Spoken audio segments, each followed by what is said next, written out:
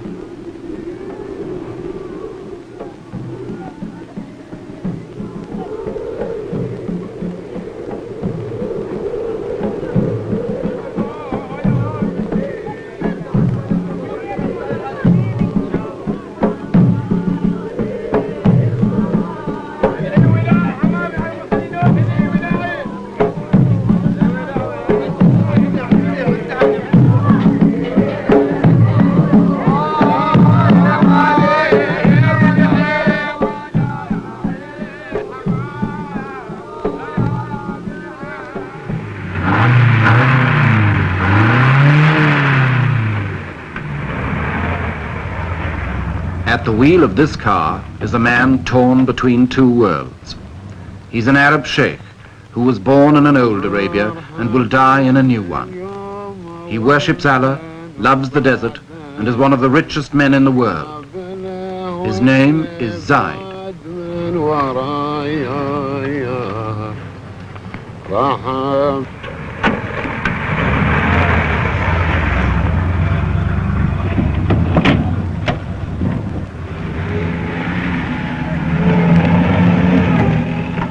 Zaid rules a little kingdom in Arabia called Abu Dhabi. 20,000 people in a stretch of sand and salt flats about half the size of Denmark. To the tribesmen who follow him everywhere, he's the undisputed boss. His forefathers ruled the desert from the back of a camel. He rides it in a limousine. But he remains, as they were, the center of tribal life. He's the man you serve, the man you hunt with, and the man you fight for. Above all, he's the man who leads. Wherever Zaid goes, his men go too.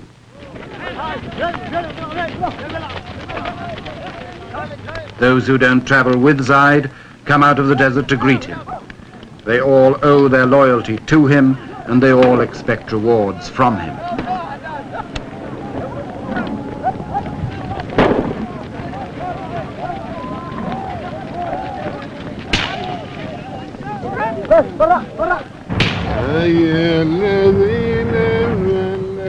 Zaid's tastes have not been influenced much by his money. He likes the simple life, to drive himself, to go hunting and camping in the desert, to be with his people as a sheikh should be, to follow the ways of the old Arabia.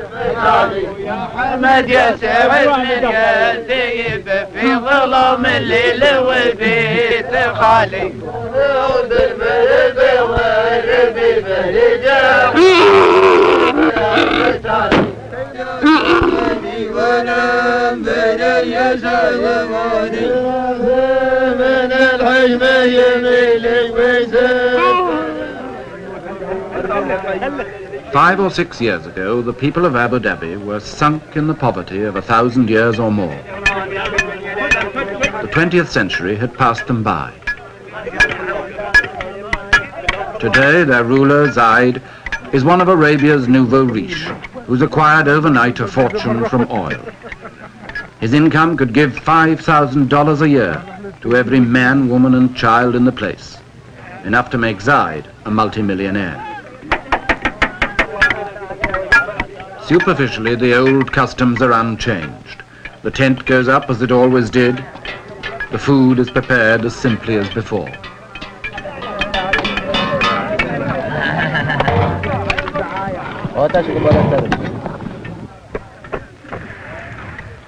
Zaid's natural pace is leisurely, almost indolent. Time is about the only thing the desert's been rich in until now. Time for coffee, time for talk, time made into ritual from century to century, from morning till night.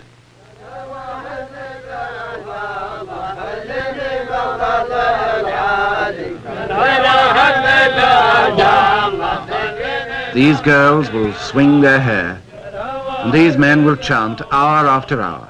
In the desert, there's no rush. At least, that's how it used to be. But Zaid, with his money, has begun to learn better.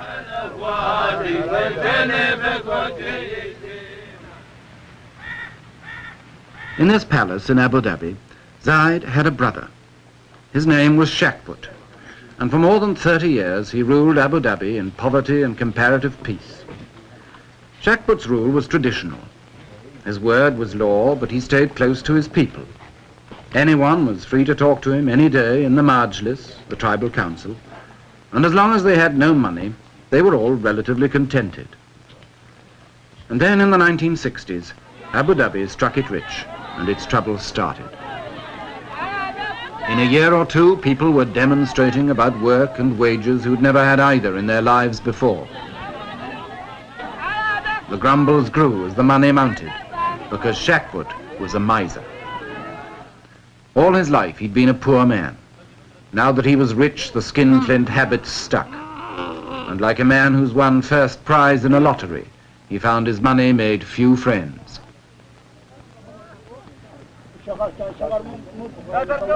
People began to say his brother Zaid would be a better ruler. He had a mind more open to the world. He was generous.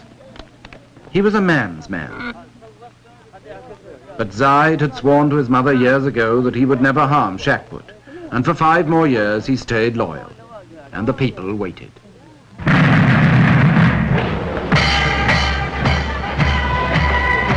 The oil flowed. The money poured in, but Shakput wouldn't spend it. He was paralyzed by habit, suspicion, and downright fear. He knew the harsh old world of Arabia. He couldn't meet the challenge of the rich new one.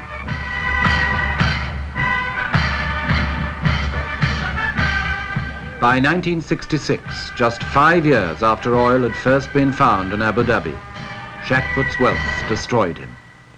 Zaid sent him into exile and took command himself, ready to say farewell to the old Arabia. But how was he going to do it?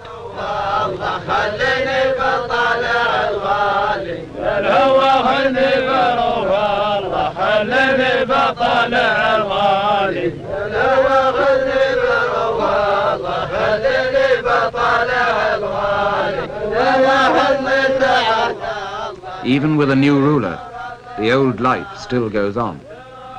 A timeless, patient life, dominated by the desert and the unforgiving sun.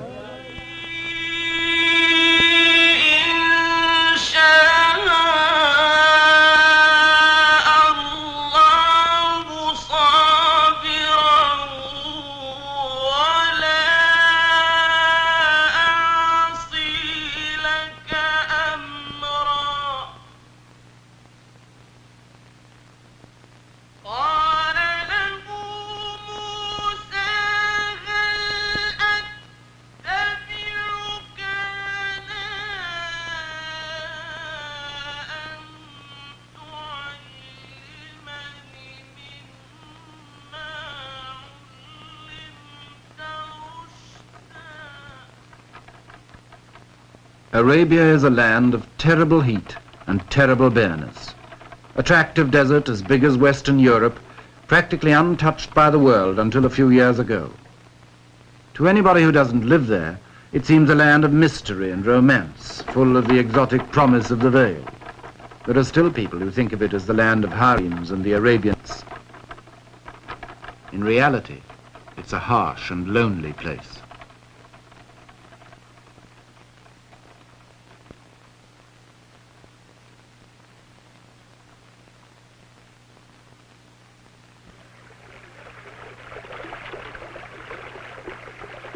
Only water makes Arabia bearable. Where there's water, there's life. Water is so important that the Arabian oasis became the direct inspiration of the Muslim idea of heaven.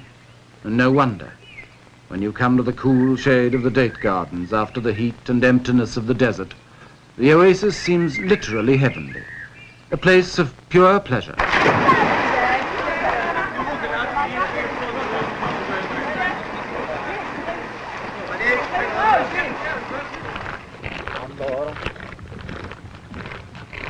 Every well in the desert is like a port. The camel caravans cross the desert like ships cross the sea. There are no frontiers, no fixed territory, no land belonging to anyone. There are just the wandering Bedouin and their camels, as attached to each other as sailors and their ships, bringing their trade to the desert markets.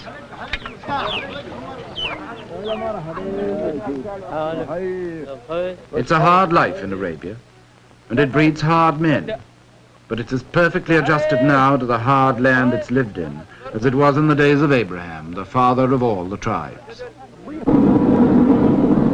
There's still a sort of biblical rhythm about it. If you want to know what the loaves looked like in the Bible parable, here they are, baking in Arabia today just as they did 2,000 years ago on the shores of Galilee. And I don't suppose the fish have changed much either.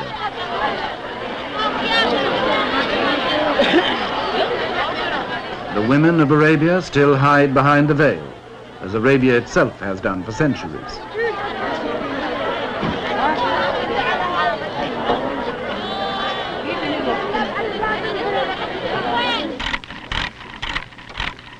Around the coasts, the Arab boats are made today by hand and eye and ancient equipment, much as they were when the spice trade and the slave trade kept them busy from China to the shores of Africa.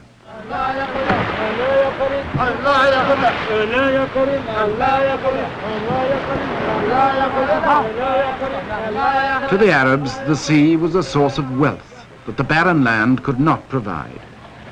Fishing, pearling, trading, smuggling, and especially piracy.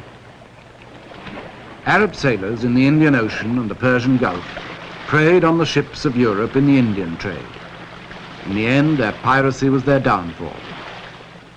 With a few naval sloops and some of the queerest treaties ever devised by man, the British Empire imposed on 2/3 of Arabia's coast the thin red line of peace.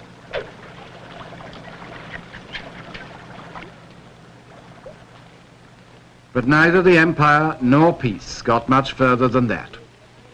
The sea was all anybody cared about. As long as that was safe, the land could rot, and so it did, in neglect and perpetual tribal warfare.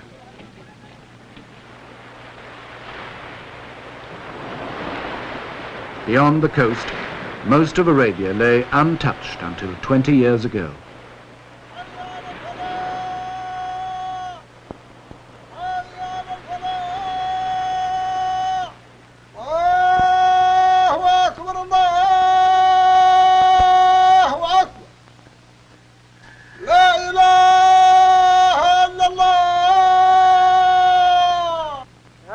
God is great. There is no God but God, and Muhammad is his prophet. The religion of Arabia, by tradition, is as forbidding as the land. It's nearly 14 centuries since Arabia was the birthplace of Islam, but it's still the home of the most devoted of all the followers of Muhammad.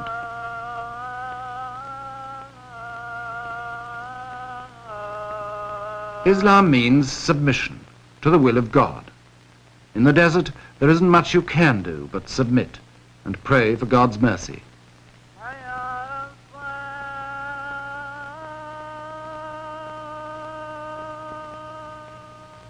Submission makes everyone equal.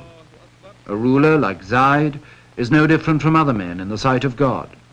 He submits like them, and wherever he is, he prays like them, and with them too.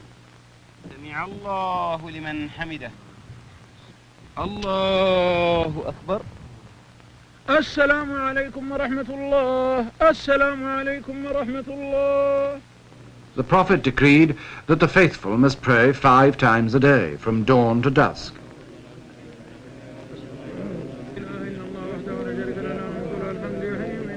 You can pray together or alone, with a priest or without one. But your submission to God is complete. You're his slave. And you can count on your fingers like a rosary in 99 different ways. May God be praised. May God be praised. May God be praised.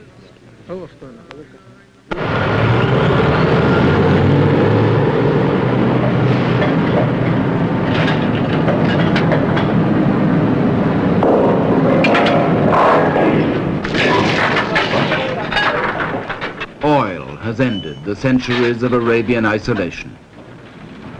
Oil means money. It's worth nearly $6,000 million a year around the Persian Gulf alone. And although most of the Arabian oil fields have been in production less than 20 years, their wealth is cracking the old life of Arabia wide open.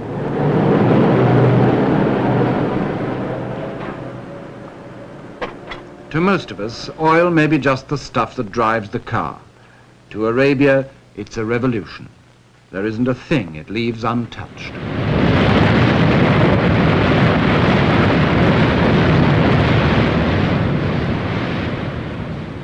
It makes the desert rich. It brings the prospectors and the lawyers and the map makers to divide it.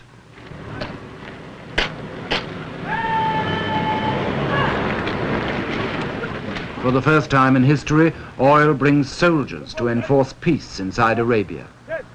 Frontiers need soldiers to patrol them. Prospectors need soldiers to protect them.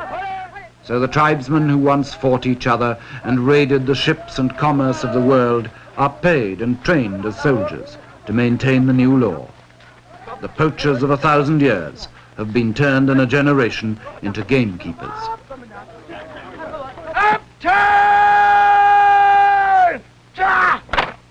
تمام من اليسار أديتاب تاب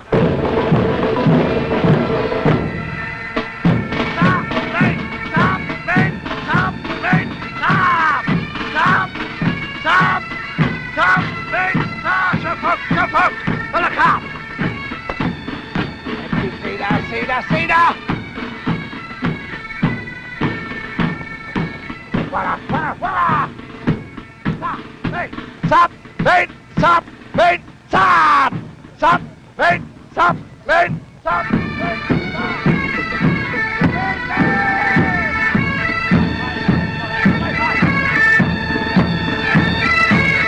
Sultan, Sultan, Sultan, Sultan, Sultan!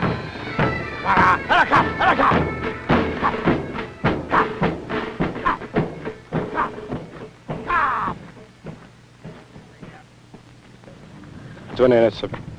245, sir. 245. Money begins to make its mark everywhere.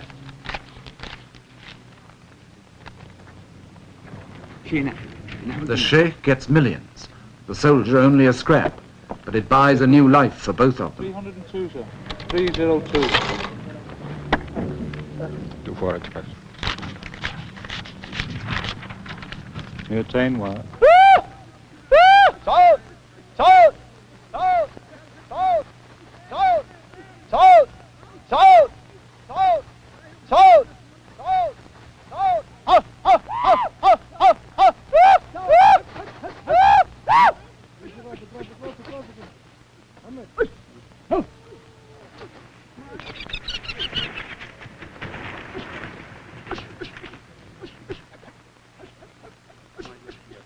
On his hunting trip, Zaid chases the desert game with a string of falcons as long as his purse.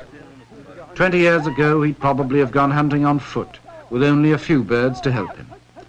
Now he takes anything up to 100.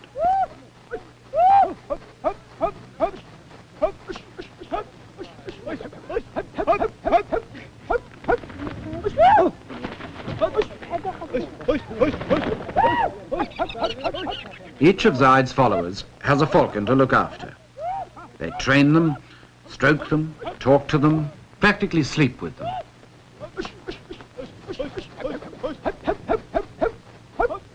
Like racehorses, they're the pampered darlings of a rich man's camp. And like racehorses, they cost big money. A good bird will fetch $600 or more, imported from Syria or Iraq. And with so much oil money in Arabia now, the price is rising every year.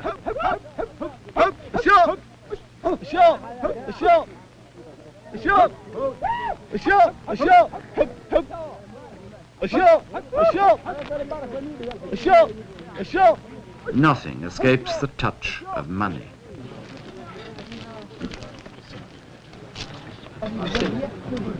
Money changes all relationships. When Zaid visits his neighbors now, the traditional feast for a visitor becomes an offering to a wealthy benefactor instead. Unlike many of Arabia's oil millionaires, Zaid believes in sharing his wealth. He told me once, the oil business is like a lottery. I might still be poor and my neighbors might be rich, so we ought to help each other. He's already given away millions. Zaid's host at this feast was one of his poorest neighbors. But now that Zaid has touched his palm with silver, he won't be quite so poor.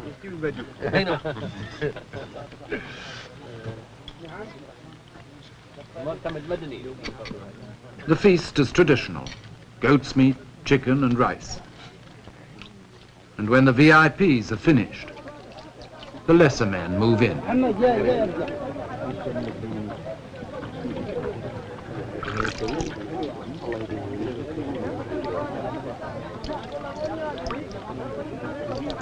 It's always the custom in Arabia for the poor to eat at the rich man's table, or rather, off the rich man's floor.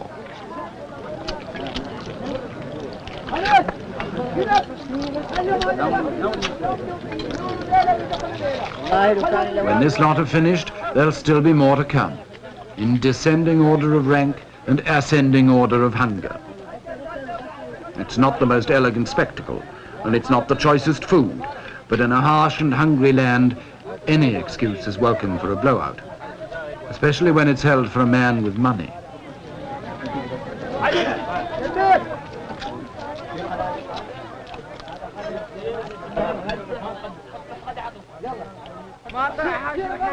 لي صفا ونزاح همي ولا باس ان قلت جرب لي القلم باهتمامه ما دام فكري سالي كل هو جاس اكتب معانا ان قلتها بالتمامه معنا على ما دار القلب واحتاس. The old Arabia pulls at the heart, the world where Zaid was raised and where he always likes to be, around the campfire in the cool desert night, among his men, listening to those endless Arab fairy tales that the audience knows as well as the storyteller, of love and beauty and the 1001 nights. When the hunting's over and the caravan's resting, this is how they've passed the time for 1,000 years.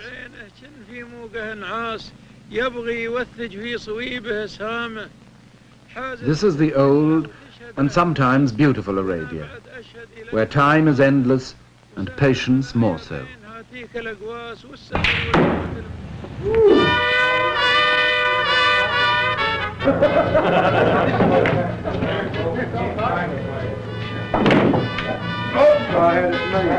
But in the new Arabia, time is money, and that pulls at the purse strings. This is the Arabia of the air-conditioned desert, the sanitized, sterilized caravan of the 20th century, with its international wealth and international accents.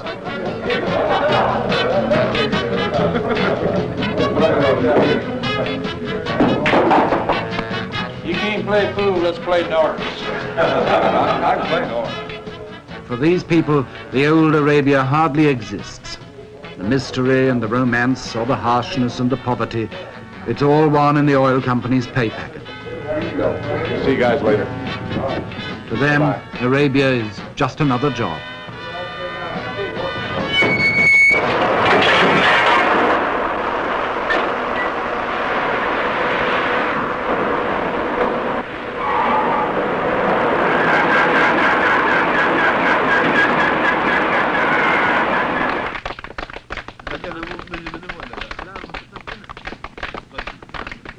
The fairy tale is over, and everyone now will live happily ever after in the dream world of the Arabian Nights.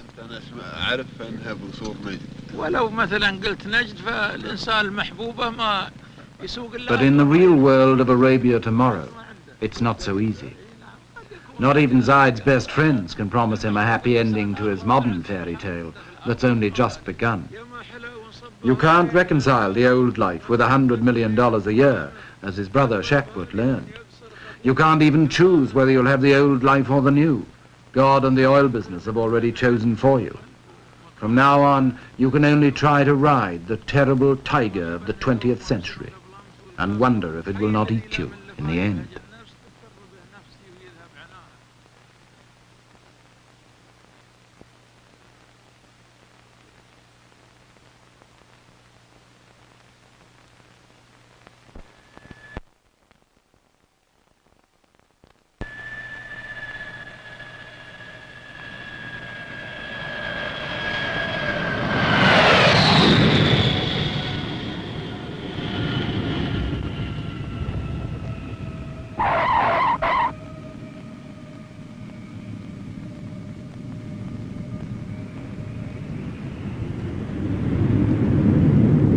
by the international jets and the local runabouts, the vultures of world commerce descend on Zayed's little kingdom. They're perfectly decent vultures, just bankers and businessmen doing their job. $100 million a year is a nice piece of export market to get your hands on, especially when the place so obviously needs your help.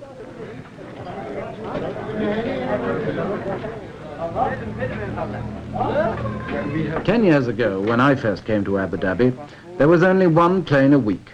Now there's more than one a day, and the old place can't quite cope. We've been here before. Well, there's been quite some improvement here in 4 years since I've been here. I fully expect to see some floor shows when I get on into town. With some striptease also? Well, no, that's a little too much.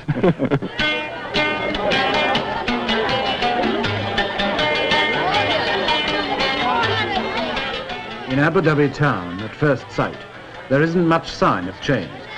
Shackbut's static rule left the town nearly as squalid as it always had been. And some of these people hardly know yet what's going to hit them, now Zayed's ready to spend his millions. The alleys are still dark and dirty.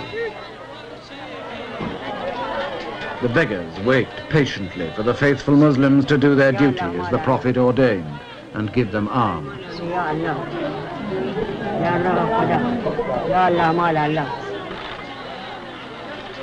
This is what Arabs call the souk, the bazaar or marketplace. And in Abu Dhabi, it's Bond Street and Fifth Avenue and the neighborhood supermarket all rolled into one.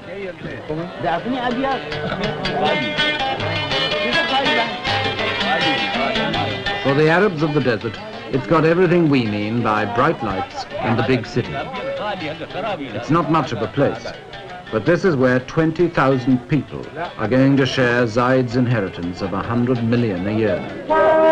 Some of them have got a share in it already. They've bought big cars to go bumping over the unmade tracks. Big lorries to cash in on the building boom. And they've also learned to throw them away, like all good modern men. There are 4- and 5-floor office blocks instead of shanties, and concrete instead of mud. The modern world, our world, is taking over. I remember, for instance, not long ago, when there wasn't a single bank in Abu Dhabi. Now, these buildings are all banks. Money in the bank means money to buy with, and the beach at Abu Dhabi is piled with purchases.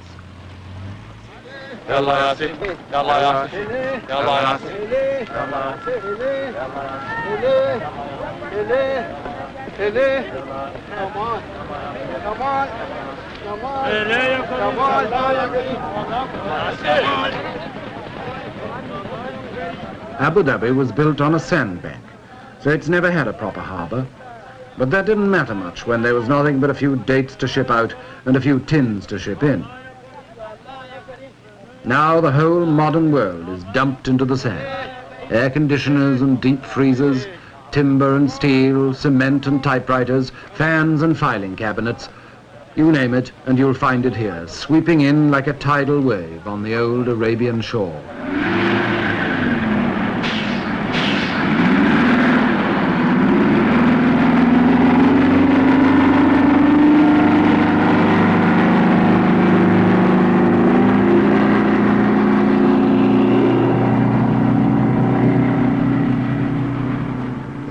We call these construction machines. They're also weapons of destruction. They can rip up an old road or knock down an old house even faster than they can build new ones. And in Arabia now they can and do tear an old way of life to shreds before a new one has properly begun. Not that many Arabs object. In fact, most of them are only too glad to help with the destruction of their old way of life.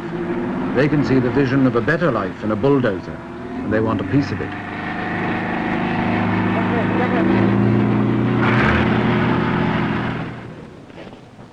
Someone, though, must try to strike a balance between building the new and wrecking the old.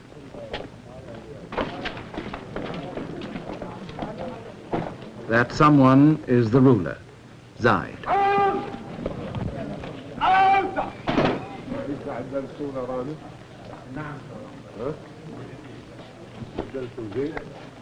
Zaid knows from experience that if he's too slow to destroy the old world, he may be removed like his brother Shakbut. But if he tries to build the new world too quickly, he may destroy himself just as surely. Life for Zaid has become a perpetual balancing act between the personal leadership of the past and the faceless, impersonal administration of the future. Like Shakbut, he still holds his majlis every day, so that his people can meet him, greet him, talk to him and complain to him in the traditional desert way. The ritual is unchanged. The coffee is served. Time, motion and people seem as leisurely as ever. But behind the appearance of tradition, the revolution is creeping in. The majlis doesn't last all morning anymore. Zaid can only give his people an hour of his time. And even that's interrupted by the demands of the modern world.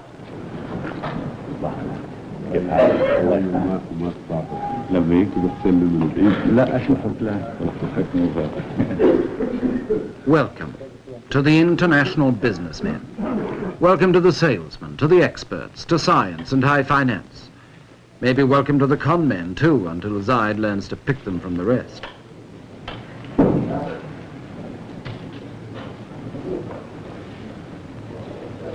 Of course they all sit down together. And of course they're all equal, East and West, the world and Arabia. The courtesies of the old world, mingling with the business of the new.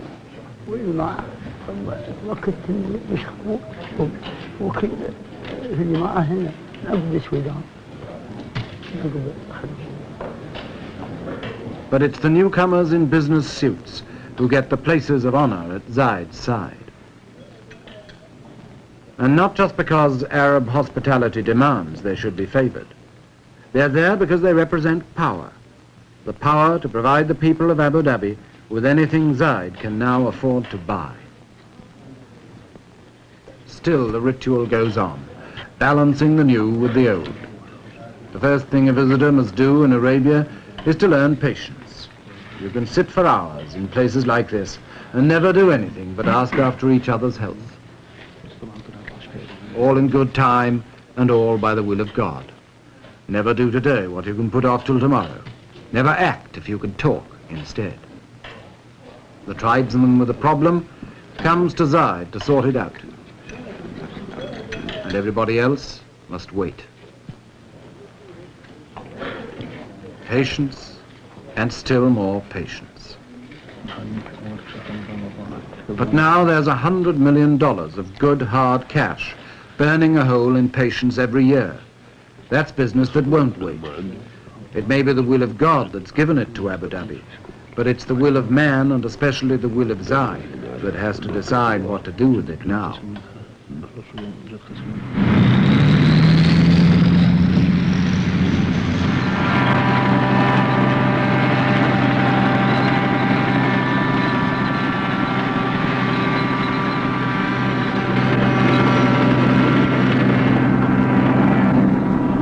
For 5 years after the oil began to flow, Abu Dhabi got nothing but piecemeal changes. Now Zaid has come to power with a plan to make Abu Dhabi the model state of Arabia, with all the paraphernalia of development. In the first few months of his rule, he awarded $70 million worth of contracts, and he's out every day to spur on the men who are making him a brand new kingdom. And this will be going out the approximately a mile, and the second stage, which will be done next spring or next summer, whenever Your Highness decides, would continue on out into the very deep water for the large freighters, the large ships. طال عمرك يقول هو هذا الدفن اللي انتم تكلمتوا عليه، يعني اللي طلبتوا منه الدفن هو اللي يطلع ميل واحد.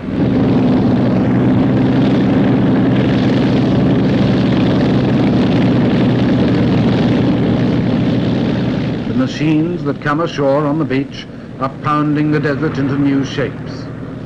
The men who descend from the aeroplanes are drafting a new world. You are working night shift also? Yes, day and night.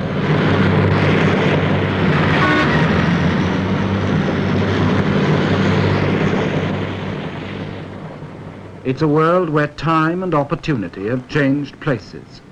Yesterday, time seemed endless and the opportunities few. Today, time is short, and the opportunities are infinite. Going out for approximately a mile, which we had discussed with you in your office when Mr. Griesbach, our design engineer, was here a month ago. Zaid told me once he didn't know what would happen in 10 years' time, but he felt he must give everything to his people now because they'd had nothing for so long. Schools and hospitals, wells and houses, an artificial deep water harbour to replace the Abu Dhabi beach, a 4-lane highway and a water pipeline across the desert, an airport with a runway longer than London's.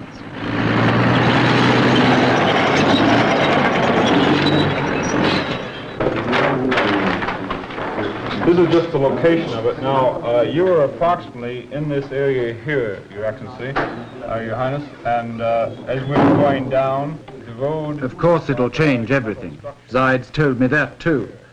The first thing to go, he said, would be the Arab's love for his camel. But what's a camel to a VC-10? Oh, he would take very easily 4 or 5 of the big VC-10s. طال عمرك يعني المنطقة هذه الآن تسع حوالي 5 طائرات من الطائرات الكبيرة. And of course, the smaller, the DC-3s, would take quite a few. See, one of the difficulty things that we don't know how many aircraft will be coming in here, Your Highness, and this is one of the things which you yourself will have to decide how many airlines you'll permit to come into Abu Dhabi. And this will, of course, govern the number of aircraft here at any one time. Decide.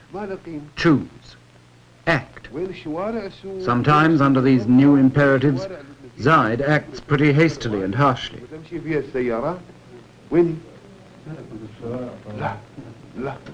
He dismissed this plan for a new souk in Abu Dhabi with scarcely a moment's thought.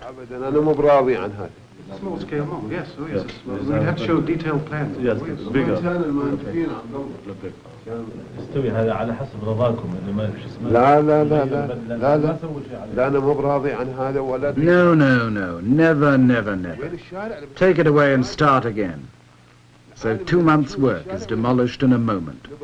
He who pays the piper calls the tune.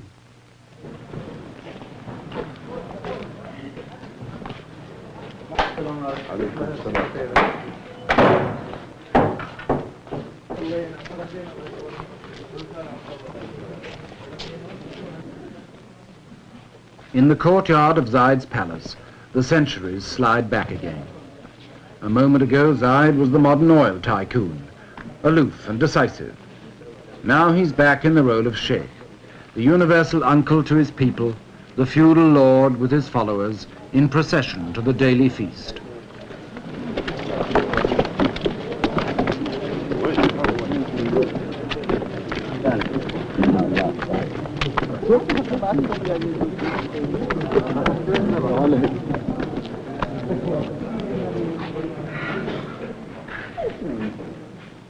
To the tribesmen of the desert, used to bread and dates in the sand, Zaid's table is a revelation.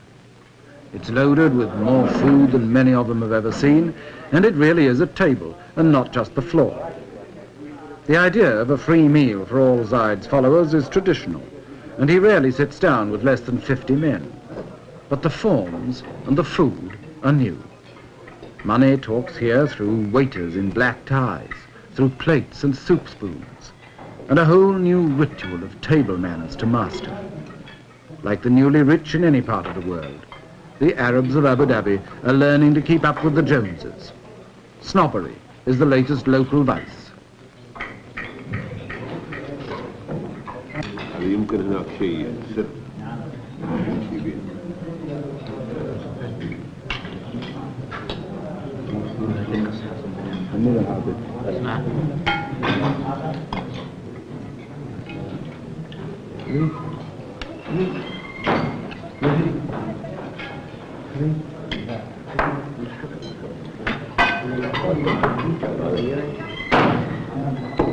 These are our rulers. These are our rulers. Good.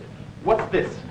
That's the door. Yes, say, that's the door. That's the door. What's that? That's the ceiling. And what's this? This is the... While the fathers learn new manners, a few of their sons learn new tongues. That's the ceiling. Foreign languages and foreign teachers bring foreign ideas.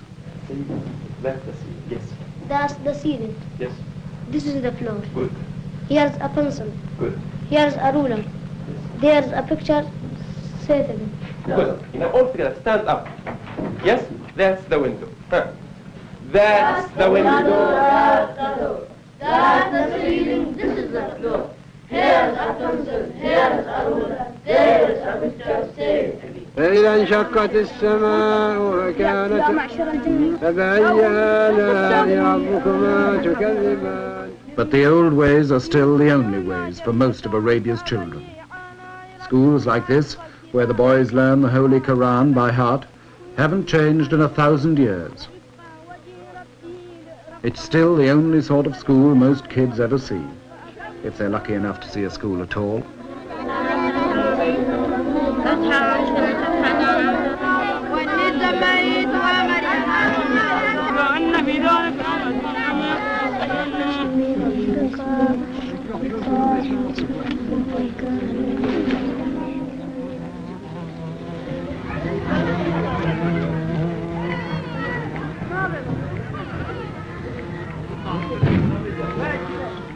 The romance of the old Arabia was always a bit of an illusion.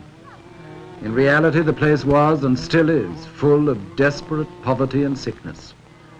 There wasn't a single hospital in Abu Dhabi until a few years ago, and doctors were hardly ever seen. Now there's this American mission hospital, overburdened, overcrowded, forced to compromise, like everything in Arabia, between modern standards and old habits. It's something that we have not wanted to exist, these patients being in all together, but we've been working on it, and we haven't come up with a good answer, simply because we don't have enough staff to watch all the doors. We lock the front door and they come in the back door or the side door. So we have gotten sort of used to it over the years, so that now we don't mind it much.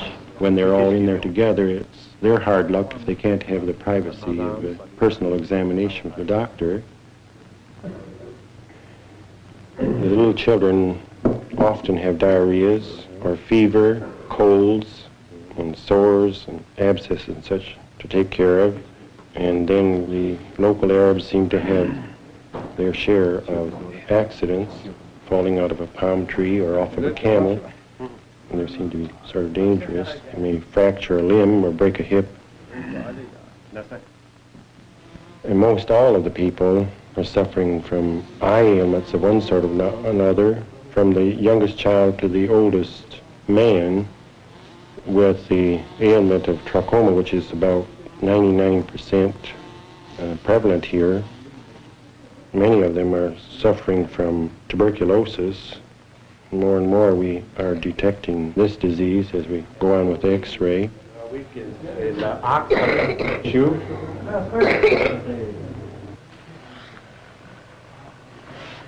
تمام هذا تمام هذا الحين نريد نرفع صدرك شوية ها ما رأيك بس من هني Tradition still throws a veil around the women of Arabia that even the doctor can't quite penetrate. His examinations here are probings in the dark. وين يعرج أكثر هني شوية هني شو هذا هذا أوجل من أول وسم ذي وسم The women are the most conservative force of all, secluded, unchanging, uneducated, and fatalistic. They accept their lot meekly, and they do their duty faithfully as the handmaidens and chattels of men. But for how much longer, when even under the thorn bush the doctor arrives with his medicine, and every jab with a syringe becomes a sort of revolution?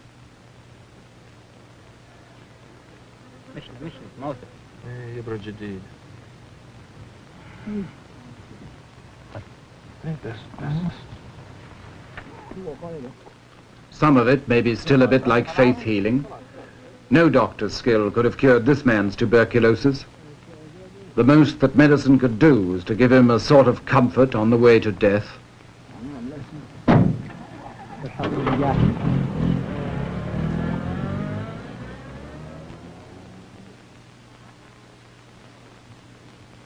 But if the 20th century medicine doesn't always work, it does challenge that submission to the will of God that accepts death whenever it likes to strike.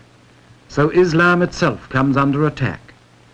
God's will always seems more flexible when you can meet it with a millionaire's money. I have the honor to present the estimates for Abu Dhabi for the year 1967. The total revenue, as estimated, is 41,202,080 dinars. For the ruler, the days are over when he had so little money that nobody cared how he spent it. Now Zaid must have a budget and a British accountant to keep the books. Development expenditure is estimated at 23,275,671 dinars. Every penny is another nail in the coffin of the old Arabia, and maybe in the life of Zaid too. Dinar. You haven't included the airport building here, the terminal building, have you? The airport building hasn't been tendered for. It hasn't been tendered for. But this goes in the lump sum, does it? That goes in the lump sum of 10 million down here, yes. When I said that this included all the expenditure, there are things like the police, for instance, where it's impossible to get a true estimate. We have to wait the arrival of the new people to give us these estimates. I've put in 1/3 dinars for them to give them authority to spend. Outside Zaid's office, time still seems endless and patience still comes easily. His people have given up their lives to Allah. What God wills, they still accept. But the signs of dissolution are all around them, like the leisurely old world's cast-off furniture and the new office chairs that are waiting to take its place. As the offices grow, the people seem to shrink. When Zaid was simply the leader of a tribe, these men could meet him every day. Now he's the administrator of a modern state. He's forced to shut them out of his life. They can only wait while the world moves in a business suit.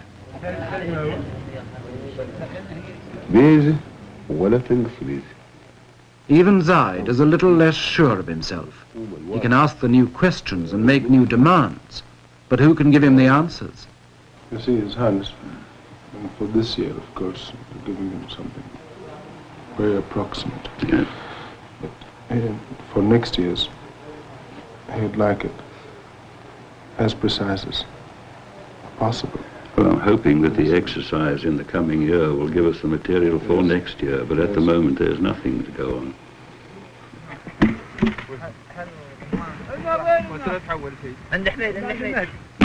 From their uncertainty about the new way of life, Zaid and his men go back to the desert as often as they can.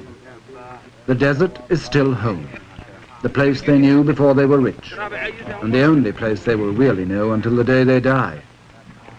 In the desert for a day or a week or a month, they can go back to their old and simpler ways, to a genuine sense of comradeship that the modern world leaves no time for.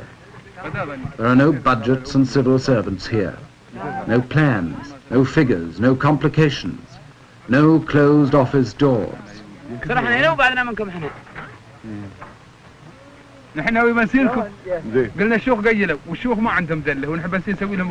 There's the sky, the heat, the emptiness, and the infinity of time that they've always understood. Out here, they can all be sure of themselves again. They can relax and be men again. Or perhaps, being only men, they can just be boys.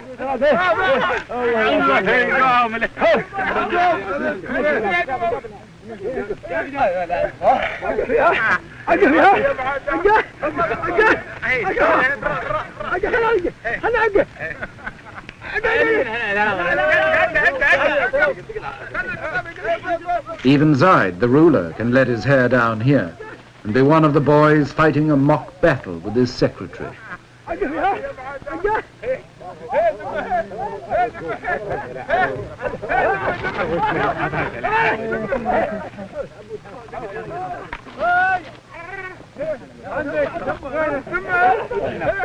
On trips like this, the desert is an escape, a recovery of innocence, a return to Eden. But like all escapes, it's also an illusion. The innocence is lost and will never be recaptured, because the old Arabia of isolation, hardship and tribal war in which it flourished has been swept into the world at last. The unknown land has been more than just discovered. It's been uncovered in the past 10 or 20 years and dragged naked into everybody's sight.